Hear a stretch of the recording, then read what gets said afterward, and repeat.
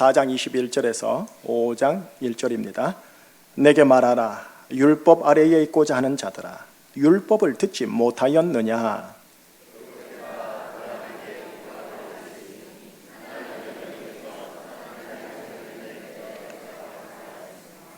여종에게서는 육체를 따라 낳고 자유 있는 여자에게서는 약속으로 말미암았느니라.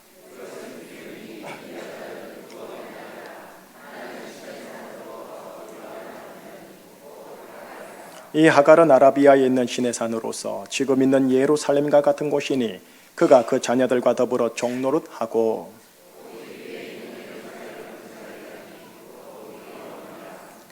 기록된 바 잉태하지 못한 자여 즐거워하라. 상고를 모르는 자여 소리질러 외치라. 이는 홀로 사는 자의 자녀가 남편 있는 자의 자녀보다 많음이라 하였으니, 그러나 그때에 육체를 따라 난 자가 성령을 따라 난 자를 박해한 것 같이 이제도 그러하도다.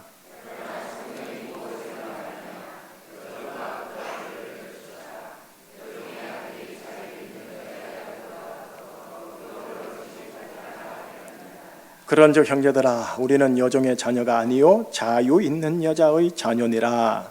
그리스도께서 우리를 자유롭게 하려고 자유를 주셨으니 그러므로 굳건하게 서서 다시는 종의 멍에를 매지 말라. 아멘. 자, 기도하시겠습니다. 하나님, 갈라디아서 4장 24절에서 갈라디아서 5장 1절의 말씀을 대면하고자 합니다. 율법을 따르는 그리스도인일 것이냐, 그리스도를 따르는 그리스도인일 것이냐, 이 제목을 따라 하나님의 말씀을 심령의 가나움으로 경청하게 싸우니 성령님의 조명하심 속에 이해되게 하여 주시며 이해를 넘어 생명으로, 영으로, 양식으로 피가 되고 살이 되게 하여 주시옵소서. 예수 그리스도 이름으로 기도합니다. 아멘. 그리스도를 따르는 자들을 그리스도인이라 하죠. 그리스도인, 영어로 크리스찬, 우리나라 말로 기독 신자, 그리스도인. 여러분, 그리스도인들을 가만히 보면 현실적으로 두 종류의 그리스도인이 있습니다. 두 종류의 그리스도인. 그 첫 번째, 오늘 본문 21절 시작에서 이미 밝혀주고 있습니다. 21절 한번 읽어볼까요?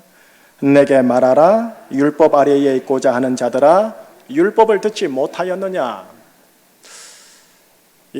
그리스도인들 두 가지 그리스도인들이 나타나는데 그 첫 번째가 뭐냐? 율법 아래에 있고자 하는 그리스도인이 있습니다. 여러분, 갈라디아서 이 본문은 갈라디아 초대교회 교우들에게 전해주는 하나님의 말씀이죠. 그들은 그 당대 로마 바벨 사회, 로마 강한 자의 사회 아래에 있는 갈라디아 지방에서 그리스도를 따르는 자로 부름받은 자들이죠. 오늘 우리들은요, 로마가 아닌 대한민국 바벨 사회, 대한민국 강한 자의 사회 아래에 있는 제주도 지방 아래에서 그리스도를 따르도록 부름받은 자들이 지금 3부 예배를 드리고 있는 거고요. 그런데 그리스도를 따라야 할 그들 중에, 그리스도를 따라야 할 우리 교회 교우들 가운데 또는 조국 교회 가운데 율법 아래에 있고자 하는 그리스도인들이 있다라는 말씀으로 오늘 시작합니다. 여러분, 누구 아래에 있느냐가 정말 중요합니다. 그 사람 그늘 아래에 있다라는 것은 그 사람을 따른다라는 것이요, 그 사람의 명령과 사고 체계에 암묵적으로 복종한다라는 말 아닙니까? 우선 바로 결론부터 얘기할게요. 그리스도를 따르는 그리스도인들은 율법 아래에 있는 자들로 부름받은 게 아니라는 것부터 시작할게요. 율법 아래에 있는 그리스도인이 아니면 무슨 아래에 있는 그리스도일까요? 그리스도인일까요? 이거는 다른 성경 로마서에서 확인하셔야 합니다. 6장 14절 15절이 자막으로 나와요. 자, 같이요. 죄가 너희를 주장하지 못하리니 이는 너희가 법 아래에 있지 아니하고 은혜 아래에 있음이라. 그런즉 어찌하리요? 우리가 법 아래에 있지 아니하고 은혜 아래에 있으니 죄를 지으리요? 그럴 수 없느니라. 15절, 우리가 법 아래에 있지 아니하고 뭐 아래에 있다? 은혜 아래에 있다. 그리스도인 두 번째입니다. 은혜 아래에 있고자 하는 그리스도인들이 있습니다. 은혜 아래에 있고자 하는 그리스도인들이 바로 그리스도 아래에 있는 자들이고 이들이 바로 그리스도를 따르는 자들입니다. 그런데 현실적인 교회, 이 땅의 지상교회를 보면 계속 은혜 아래에 있어야 하는데 시작은 은혜로 시작했다가 율법으로 가는 그리스도인들이 더러 있다라는 겁니다. 현실적으로. 왜 그럴까요? 여러 이유 중에 하나가 이겁니다. 은혜만을 계속 강조하면 이 사람들이 죄를 쉽게 함부로 짓는다라는 거죠. 율법을 강조해야 법이 무서워서라도 죄를 짓지 않는다라는 거죠. 그런데 로마서 방금 읽었던 6장은 그렇게 말씀을 하시지 않습니다. 이렇게 말씀하십니다. 은혜 아래 있으니 죄를 지으리요? 아니, 그럴 수 없느니라. 우리가 은혜 아래 있으니 죄를 지으리요? No, never. 절대 그럴 수 없느니라. 자, 율법요. 구약 성경 속 유대 민족에게 율법이 주어지죠. 율법이 주어진 그들의 히스토리, 역사를 보고 있노라면 그들이 율법을 지킴으로 하나님 보시기에 의롭다함을 얻은 수준에 이르지 못했음을 구약 성경은 우리에게 밝히 보여주고 있어요. 초대교회 갈라디아 교회 교우들 가운데 율법 아래에 있고자 하는 그리스도인들에게 지금 하나님이 오늘 본문을 통해 말문을 여시는 겁니다. 율법을 따르고자 하는 너희들아 어떻게 되는 줄 아니? 자, 이제 한번 들어볼래? 이렇게 해요. 결론만 얘기 먼저 할게요. 오늘 9장 1절까지 읽으셨는데 그 결론은 4절에 있어요. 4절을 보여드릴게요. 4절 같이요.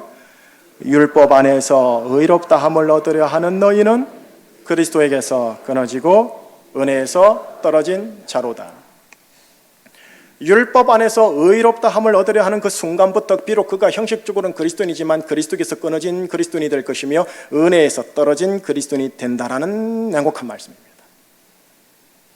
율법의 행실로 내가 하나님과 사람과 교회와 모든 자들 앞에서 인정받겠다는 일체의 모든 신앙적 노력이, 경건한 모든 영적인 노력이 참으로 가상하고 아주 귀하고 존경받을 만한 것처럼 보이지만 결과적으로 그에게는 자기 노력이며 자기 의를 의지하는 것이기 때문에 그는 은혜에서 멀어지는 자가 되어집니다. 자, 이제 여러분들에게 한번 물어보겠습니다. 우리는 율법 아래에 있는 그리스도인이 되어야 하겠습니까? 은혜 아래에 있는 그리스도인이 되어야 하겠습니까? 당연히 일단 정답은 이거니까. 하나님은 오늘 본문을 통해서 이방 교회입니다. 이방 교회 갈라디아 교회 교우들에게 유대인들에게 주어졌던 구약 성경 이야기 스토리 하나를 탁 던지십니다. 자, 그러면서 우리에게 하시는 말씀이 이겁니다. 얘들아, 너희들은 구약의 사람이 아니라 신약의 사람이란다. 얘들아, 너희들은 율법의 사람이 아니라 은혜의 사람이란다. 명심하거라. 자, 이제 그 본문 살펴보려고 하는 겁니다. 여러분, 구약은 창세기 1장 1절에 시작하지만 창세기 12장 1절에서 유대인들이 시작합니다. 왜냐? 유대인들의 조상 아브라함이 창세기 12장에 처음으로 등장하고 하나님의 콜링을 부름받은 장이니까요. 그런데 그 아브라함에게 여러분 아시다시피 두 아들이 있어요. 두 아들이. 한 사람은 이스마엘, 또 한 사람은 이삭. 여러분, 이스마엘은요, 본처가 아닌 아내의 몸종이요, 여종이요, 몸종이었던 하갈에게서 난 아이로서 이 아브라함의 자연적 생식 능력으로 태어난 자연적 아들입니다. 반면에 이 이삭은 아브라함과 본처인 사라있죠. 이 두 사람이 생식 능력이 다 사라져요. 완전히 과학적으로 의학적으로 불가능한 그 상황 속에서 하나님의 약속에 의해 성령의 초자연적인 은혜에 의해 태어난 아들이 이삭입니다. 기본적으로 아시지요? 그 내용 22절, 23절이거든요. 일단 읽어보십시다. 22, 23절 시작. 기록된 바 아브라함에게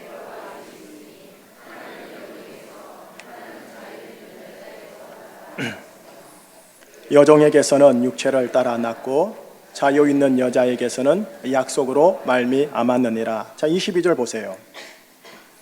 아브라함에게 두 아들이 있었다 했죠. 그런데 하나는 누구에게서 낳았다? 여종. 또 하나는 자유 있는 여자. 자유 부인하면 안 돼요. 자유 있는 여자. 여러분, 하갈과 사라라는 이름이 있는데 이름을 사용하지 않으세요. 뭐라느냐? 여종과 자유 있는 여자.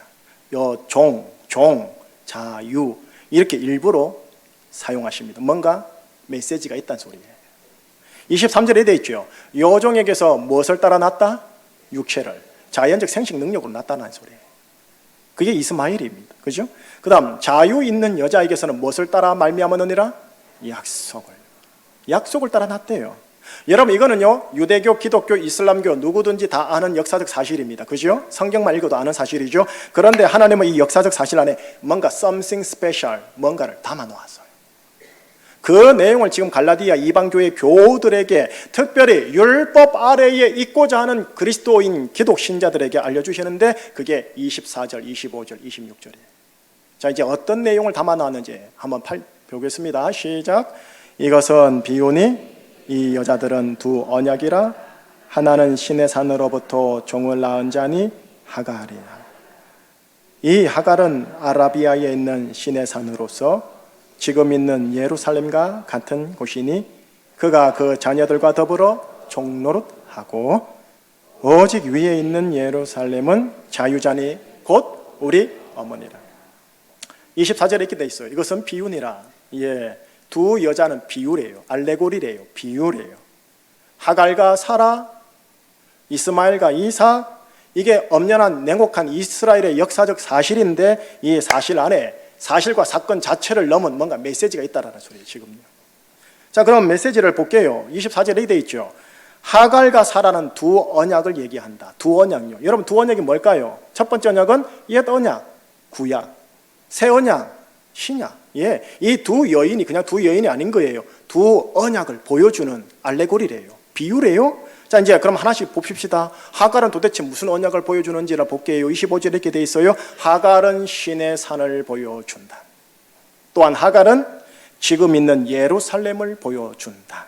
예, 여러분, 신의 산이 뭡니까? 신의 산은 모세를 통해 율법이 내려왔던 곳 아닙니까?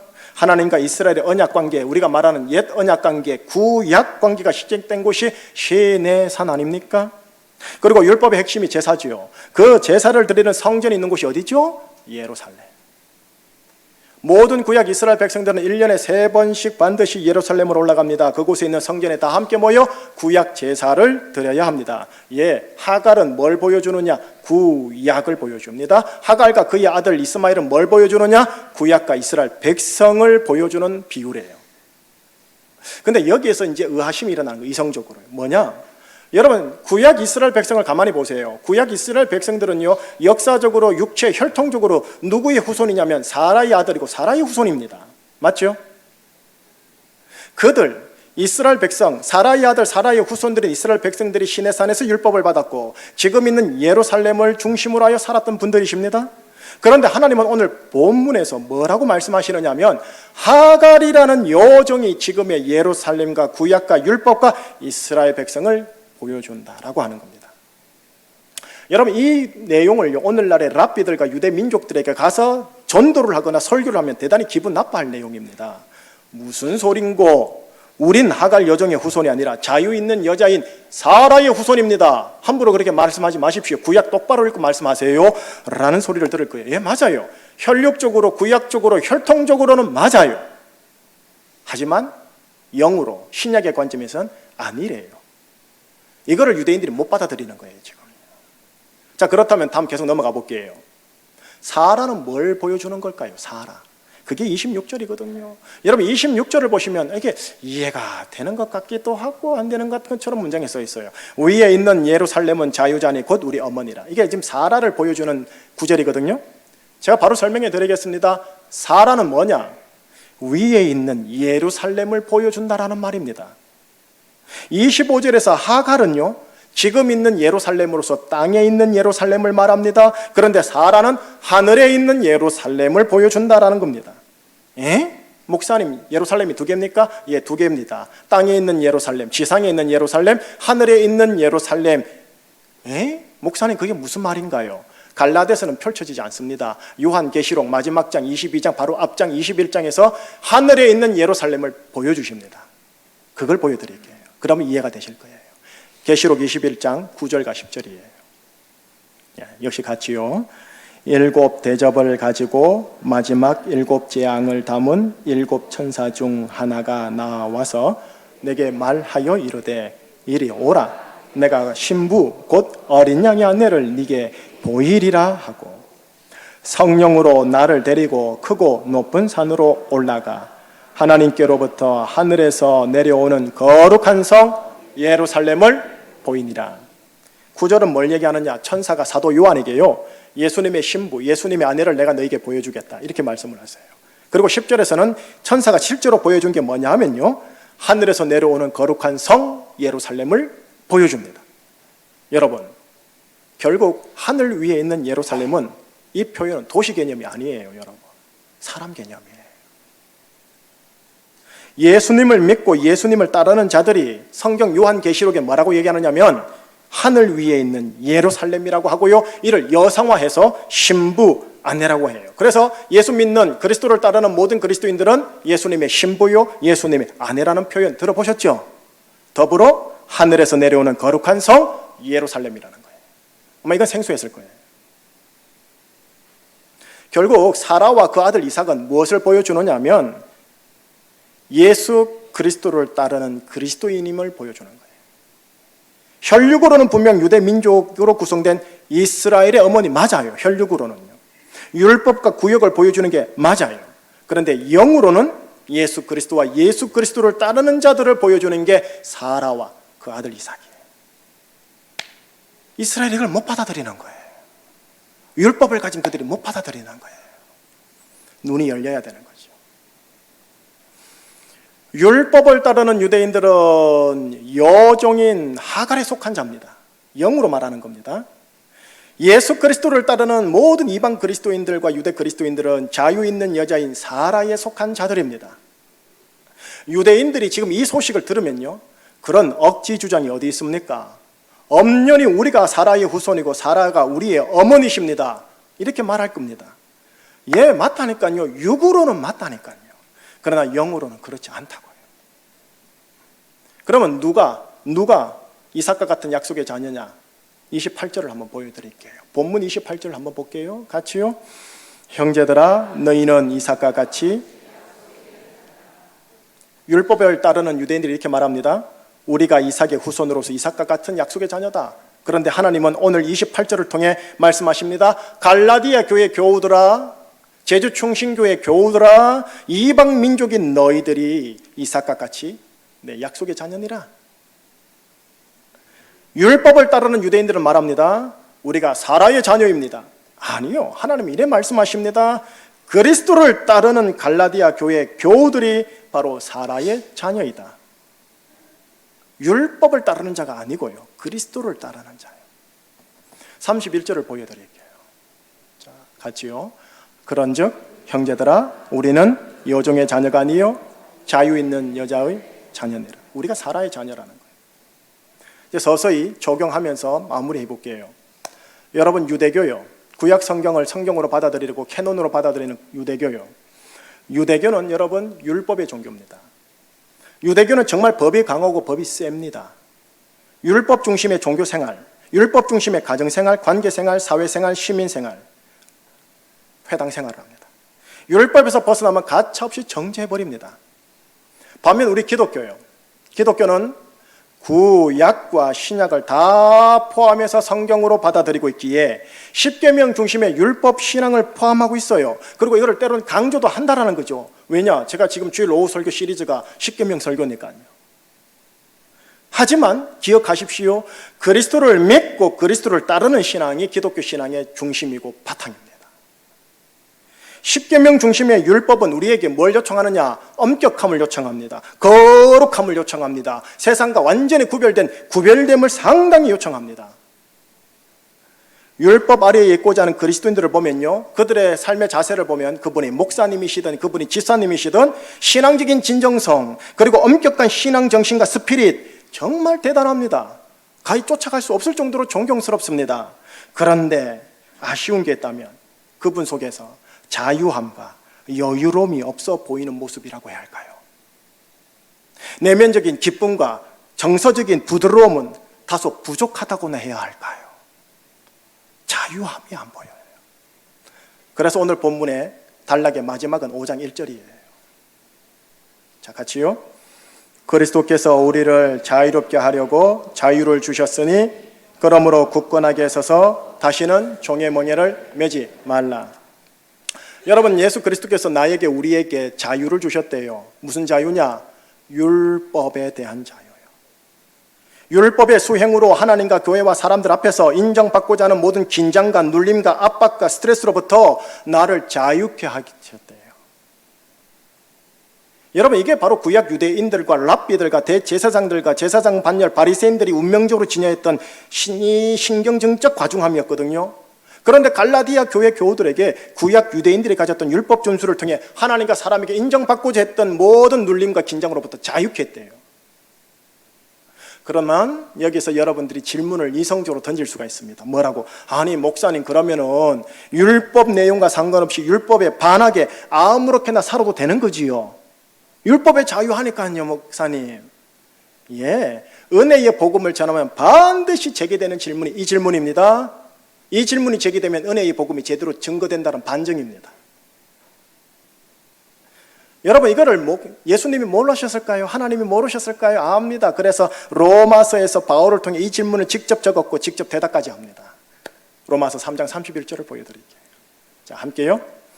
그런즉 우리가 믿음으로 말미암아 율법을 파기하느냐? 그럴 수 없느니라. 도리어 율법을 굳게 세우느니라. 여러분, 잘 생각해 보세요. 죄인이 예수님의 십자가의 은혜로 하나님의 아들이 되었고 의인이 되었다면, 그리고 정말로 그가 그 은혜를 알고 감격하는 자라면 의인답게 하나님의 아들답게 살려고 하지, 어떻게 다시 죄인처럼 율법을 일부러 어기면서 살려고 하면서 이건 자유다 이래야 하겠습니까? 아버지의 사랑에 감격하고 고마워서 불효자인 죄인이 효자 아들 한번 돼보고자 아버지의 어명, 아버지의 계명, 아버지의 뜻을 자원함으로 지키려고 하지 않겠습니까? 그가 아들이라면 그 자유함을 글로 쓰지 않겠습니까? 이건 상식으로 생각해도 그래요. 여러분, 하나님으로부터 가장 사랑받은 아들이 예수님인 거 아시지요? 독생자 예수 그리스도. 하나님께서 독생자 예수 그리스도를 이렇게 선포를 했답니다. 너는 내 사랑하는 아들이요 내 기뻐하는 자니라. 여러분, 수많은 형제가 있어요. 맏아들 장남 되신 예수 그리스도께 아버지가 너는 내 사랑하는 아들이다, 내가 너를 기뻐하노라, 이 소리를 내가 들었어요. 저도 아들이지 않습니까? 은혜로 아버지 아들 된 제가요, 이 음성을 복음서를 통해 엿들었단 말이에요. 그럼 내 속에서 아버지는 예수만 사랑하고 이럴까요? 아니에요. 아버지께서 예수를 사랑하고 기뻐하셨구나. 그렇다면 아버지께서 사랑하시고 기뻐하신 예수 그리스도 형상을 나도 내 속에 이루리라.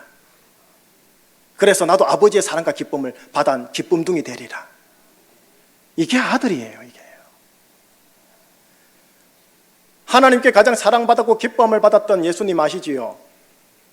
그런데 바리새인들은 하나님께로부터 율법을 받았거든요.